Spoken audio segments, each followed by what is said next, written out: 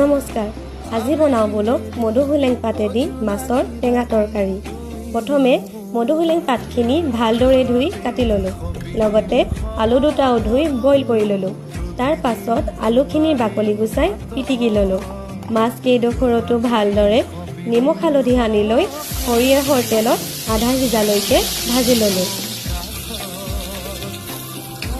এয়া লাগতিয়াল গোটেইখিনি সামগ্ৰী গোটাই লৈ মাছ ভাজি থকা তেলতে মিঠি গুটি কেইটা কলা পৰালৈকে ভাজি আলু আৰু শাকখিনিত নিমখ হালধি দি ভালদৰে ভাজি এগিলাচ পানী দি উতল আহিবলৈ বুলি ঢাকি দিলোঁ।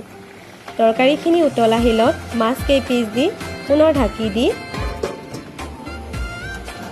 5 মিনিটৰ ভিতৰতে তৰকাৰী ৰেডি হৈ গ'ল।